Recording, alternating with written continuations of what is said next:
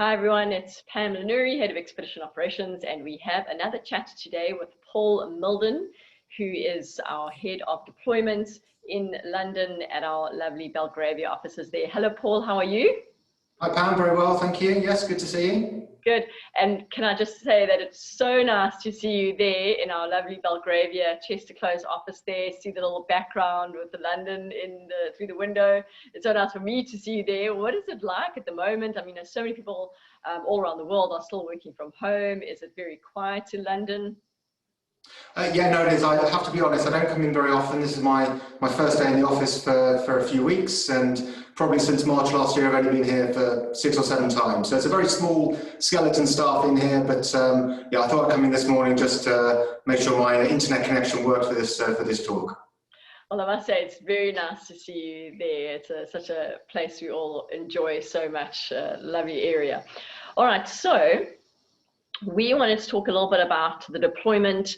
Paul normally is the mastermind behind putting the ships in all the various regions all around the world, thinking in the very short term, long term, and all this stuff happens many years in advance usually, and you'll see the brochures come out 2 years ahead, and you know the world is a very different landscape at the moment with so many travel restrictions going on. So you must have had the most interesting year, Paul, trying to navigate this whole issue and where to put our ships now going forward in the next few years. So it's taken months and months to really make this new schedule and a good map of what we can do and where and when. And tell us about how you've done this new kind of deployment, generally how you do it and how you've done it now, given the new challenges. As you say, it has been a challenging 12 months at least, and what has happened in the last 12 months has a huge knock-on effect to what we can do actually over sort of the next 2 to 3 years. So sort of 23 and 24 deployments are affected still by what is happening now, and we'll sort of talk about that as we go along. But yeah, no, over the last 12 months, obviously we've had this whole awful challenge of cancelling tours, and for me and for the management team here, our view has been to always have something similar to offer people if we are cancelling it. So that's sort of made an impact on the deployment planning we've done for the next 2 to 3 years, just to make sure that if something is being cancelled, we have something similar that we can offer people who have picked these destinations they want to go to because they're places that are high on their bucket list of places to go. And we appreciate that, and loyal clients want to go to places. So we're trying to honour those as much as we can. So that's been a big factor in what we do. Obviously, the other thing is, in the immediate future, the ships are in different places to where they would have been had they been deploying normally. Island Sky is a good example. The Island Sky right now should be somewhere in the South Pacific, somewhere near Easter Island. In fact, she is going to be somewhere in Northern Europe. So the ship's in the wrong place, and that's just impacted us in the short term as well. So you know, these things have all been challenging. The other side of the business is the way the ship deployments work is with a lot of sub-charter work. Obviously, a lot of our sub-charter partners have returned charters to us because they're not able to operate. These are countries like American or Australian whose people aren't allowed to travel, which means that we've got those dates coming back to us as well, which means we've got extra capacity to sell, and we've just got to make sure the ships are in the right sort of places for us to be able to sell that capacity. And that, again, that's got a knock-on effect through to 21, 22 and 2023. So yeah, there's challenges we've had in the last 12 months and coming forward into the next sort of 12 to 24 months as well. Yeah, just I can imagine. So obviously we're so excited to get going again, and in the short term we'll be doing this northern summer as regionally as possible. Loads of British Isles cruises, which actually was already how it was planned anyway with our 30-year anniversary. So we had loads of British Isles cruises for the summer. But beyond that, I'm sure people are excited to get back on board, you know, just period. But beyond that, to get people further afield to some of the more exciting destinations beyond the region. What is planned, or what have we got going on for this next northern winter or the southern summer, so sort of October, November, right through till February, March at the end of this year? So we've got some great itineraries coming up. I mean, the Island Sky and the Serenissima are both going to be down in the Indian Ocean, and we've been developing the Indian Ocean itineraries quite a lot in the recent years, and you've been a key part of that. And I know you've got your talks in the Travel Post as well about the sort of destinations we go to. this is sort of a general map of the region where we go to, and I quite like this because it shows you that the four corners are really the four turnaround ports that we've now got in the Indian Ocean. So Dar es Salaam in the top left, Mahe top right, Mauritius in the bottom right, and Tulea down in the bottom left. And using Tulea as our turnaround has meant that we can develop some great itineraries in the Indian Ocean because we can fly in there from a charter flight from Johannesburg, and it just means that we can cover a large amount of the west coast of Madagascar and avoid a little bit of sea time either going over to Mozambique or coming back to Mauritius. So it also means you can do something in around 12, 13 nights, which is slightly shorter for people who are a little bit more time restrictive. But at the same time, we've really taken the opportunity to develop some Indian Ocean itineraries. I think, you know, I was certainly talking to you at the time when we were developing the circumnavigation trip, the Mauritius round trip, which goes, circumnavigate to Madagascar. And it's that's a unique itinerary that we've created for this upcoming winter. So we've got 2 itineraries on the Island Sky and 1 itinerary on the Serenissima. And then they are unique. That's the best way to describe them. No one else is able to do these. It's a 17, 18 night itinerary on board, so it is quite a long itinerary, but it does mean you get to see so much of the island of Madagascar, which is very difficult to do any other way, and certainly by land, you've got the challenges of road transportation and accommodation. So that's something we're quite proud of in this coming winter, is to have that sort of unique itinerary. So so Indian Ocean is very much key for the Island Sky and the Serenissima in the coming winter. And then the Hebridean Sky will be going down to Antarctica. So we have the Antarctica trips there on the Hebridean Sky, including the total solar eclipse, which is going at the end of this year in November. So that will see the ship through to February 2022, and say the Island Sky and Serenissima will be in the Indian Ocean until March 2022 as well. So that sort of covers us over the winter period. Yeah, Paul, actually, I'm quite excited as you mentioned about those more or less circumnavigation of Madagascar trips that we're doing that are a whole new idea. But also this eclipse trip is quite exciting. You know, if a number of years ago, eclipses just started coming to people's radar as a travel opportunity. And on this particular one, I think it's where we're pretty much on that arc south of South Georgia, between South Georgia and the peninsula, to go and try and find this eclipse in the right place at the right time in a clear night. So that one is sort of something a bit different. Of course, you get the whole Antarctic experience just built in there as well, but it just happens to also take a day out to try and go and line up with this eclipse. So that's a pretty exciting one, I would say. Yeah, no, it's great to do that. And to be fair, it's been a really popular itinerary for us, and we've got the scientists on board who are going to make sure that we can get us to the best location possible to get that maximum period of total eclipse. So no, that's an exciting trip coming up at the end of this year. Yeah, it just adds one little extra element to what is otherwise a pretty amazing voyage anyway. So that's really cool. All right, so the northern winter is going to be Indian Ocean and Antarctic stuff. And then, of course, next summer, again, we'll hope to keep things a little bit regional, close to home, but also Iceland and things like that next summer, yeah?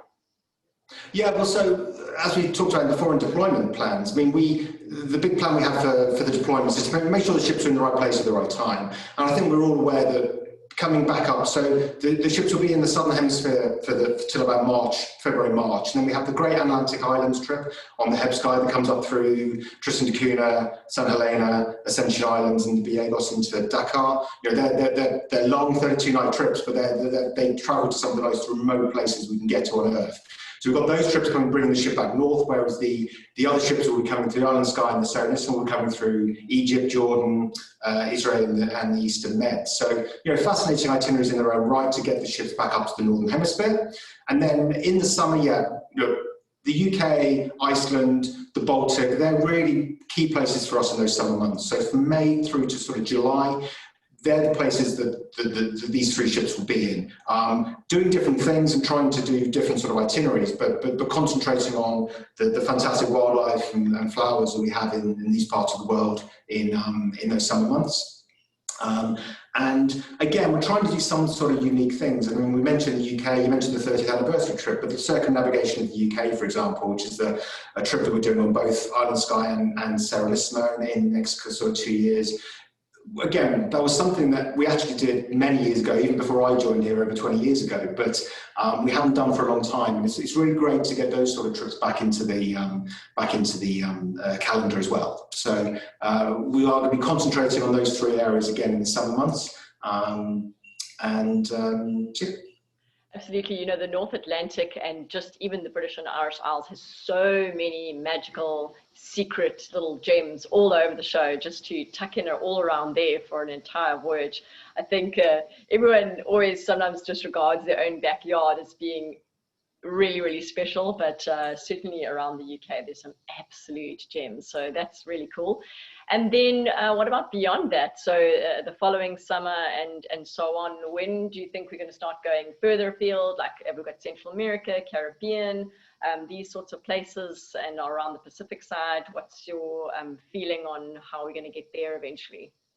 Okay, well, so if we look into the latter part of 2022, again, we're talking really about here about the Serenissima, Hebridean Sky and the Island Sky, are 3 sort of long-term charter ships that we have in the area. So both the Serenissima and the Hebridean Sky will be positioning themselves down into the Mediterranean, and we can do these fantastic Mediterranean island trips. So, you know, using Minorca, Mallorca, Corsica, Sardinia, Elba, Sicily. We can do some great trips going to the smaller ports there and really concentrating on the islands. And we go there in September, October. So the crowds of the summer have gone, but the weather is still great for touring. So they're really, really fascinating itineraries that we can organise there.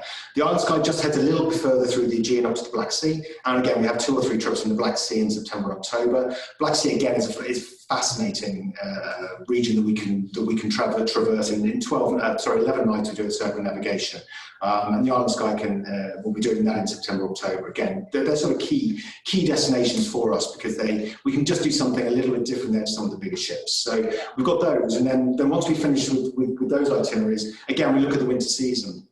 So both the Hebridean Sky and the Island Sky will be going down to Antarctica. So we have the Antarctic season again on both of those ships. Will see us through from sort of November 22 through to February 2023.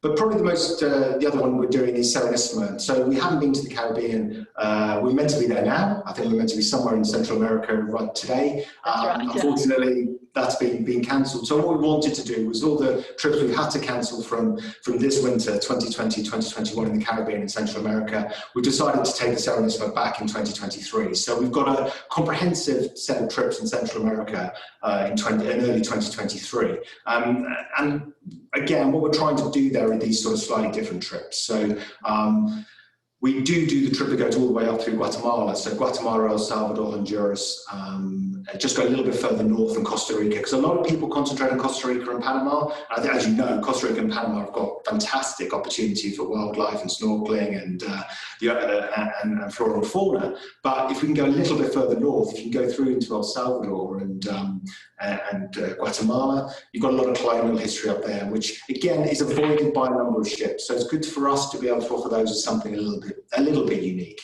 Yeah, and I have to say, I think the Serenissima is the perfectly positioned vessel, styled vessel to go to Central America and the Caribbean. You always feel very cool rocking up in the Serenissima. It's a beautiful old boat, and it's just well designed for that area. So I think that's such a nice pairing. Yeah. And then so I'll just say that when we come back through the Caribbean, we're going to do a little bit more Cuba in 2023. So a trip that spends 3 days in Cuba, which we didn't have in 21. We brought that back for 2023. And then the other one I think is fantastic is the one we go through to Guyana and Suriname. So we actually end up spending 3 days in Guyana and a day in Suriname.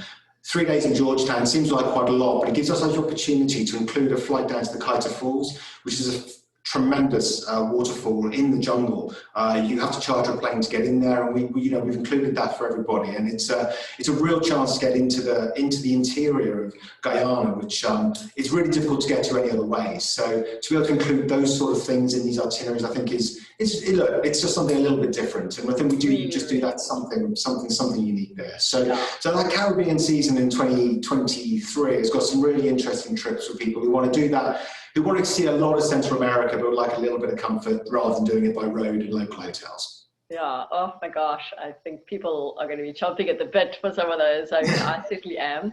And so thanks so much. You've really laid out nicely for us the opportunities coming up on the Skies and Serenissima. What about bringing in all the other little boats that we charter from time to time? I mean, there's still a lot of uncertainty with things opening up and all those boats operating. What's happening with all the other little charters we take? So, I mean, our plan is to keep them going, especially with the partners we've got. So we've got Sea Cloud 2, for example. We've continued those charters into 2022. So we have the Caribbean charters and we have the Mediterranean charters on her in 2022. We'll start to look at 2023 soon, but it wouldn't surprise me if we take Caribbean stuff again in 23 once we get the details of that. You know, I love the Monet. The Monet is this little 45, 50 passenger ship that we're using in the Adriatic, Aegean and sort of Sicily area, the Mediterranean.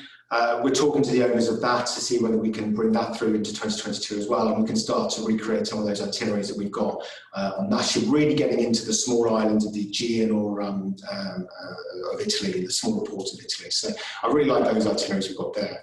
On the Adriatic coast, we've got the Eleganza ships, the Queen and Princess Eleganzas. We're just working on contracts for those for 2022, but we'll certainly be having some itineraries there. And then we'll continue to work on the other things here and there, such as the Ocean Nova with those great itineraries up in Scotland in 2022. That'll go through to 2023 as well. So yeah, there's certainly plenty of other stuff that's in the pipeline at the moment. We've been concentrating on the charter tonnage at the moment, so the Island Sky, Heb Sky and Serenissima, and then we'll start to look at those. I'm so glad to hear that, Paul, because they're all such lovely little vessels. They really match our style, our type, the passengers that just really like them, and a lot of people have great affinity and connection to particular vessels that they've been on before. All of them, Ocean Nova, Eleganza's Mona, and they're stunning little boats, which is really, I think, where we always like to position ourselves. So I'm so glad to hear they're all going to be still going strong with their charters. Paul, thanks so much for your time. I know everyone is just so eager to get back out there again, and we'll maybe be patient through the course of this year and keep it regional, but lots of beautiful regional stuff to do, and can't wait to also get further afield. So thanks for deploying everything so nicely for us. It certainly must have been a crazy challenge for you, but we really look forward to get going again. Thanks so much, Paul. Have a lovely day. Andrew, good to see you. Bye. Okay, bye.